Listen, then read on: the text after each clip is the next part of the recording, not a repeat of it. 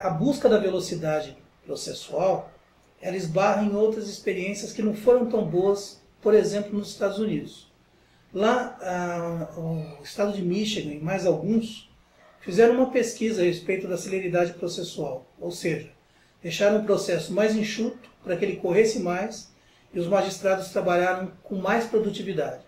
Só que depois de 5 anos, as pesquisas indicaram que o número de decisões erradas, equivocadas e completamente injustas não justificava de forma nenhuma, não tinha como justificar que os processos fossem tão rápido assim. As provas não eram bem analisadas, inclusive algumas sentenças de morte em alguns estados foram dadas de forma errônea. Depois que o processo foi reaberto e, por exemplo, estudaram o DNA de algumas pessoas, viram que, em busca da velocidade, se sacrificou muito a qualidade das decisões. Então, eu acho que o que se busca, na verdade, não é isso. Outra questão é a questão do acesso à justiça. Se a gente é correto falar que por conta de você ter mais processos, o cidadão passou a ter mais acesso à justiça? Por um lado, se a gente for falar em números absolutos, sim. Ou seja, se você tem um aumento do número de processos e um aumento de número de pessoas que procurou a justiça, então houve um aumento de cidadania, por assim dizer. Mas tem um outro lado dessa moeda. Você aumenta o número de processos e não aumenta o número de magistrados. Certo? No que isso vai dar?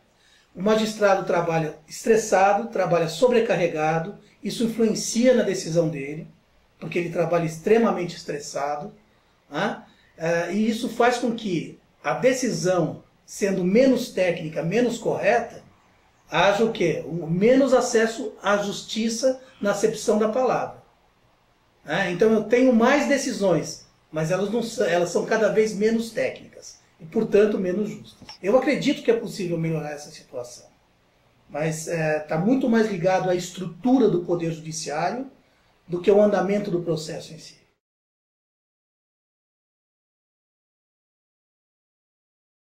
O primeiro prejudicado pela descrença nas instituições é o próprio cidadão.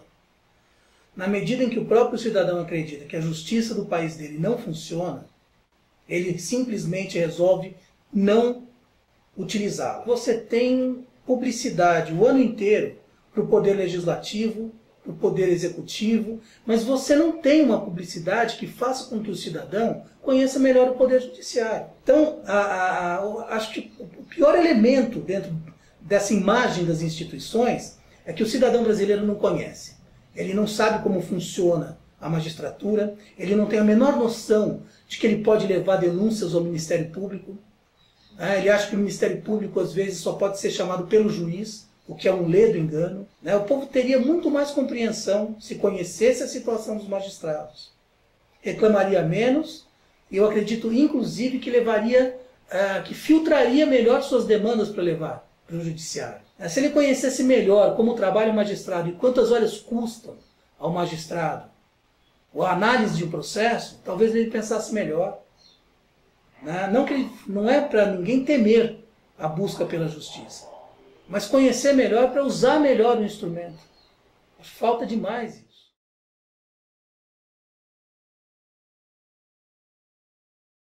Volta e meia nas matérias que eu vejo do Instituto Milênio, que a gente colabora, ou que eu vejo dos nossos colaboradores, eu vejo duas coisas muito marcantes. Primeiro, a imparcialidade, que eu acho fundamental.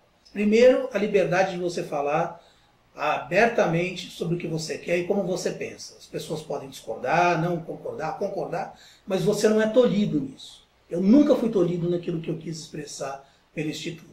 E o papel que o Instituto Milênio faz, eu vejo que ajuda demais a divulgação da informação, além daquilo que está, além da evidência que está nas capas de jornal, nas grandes chamadas, entendeu?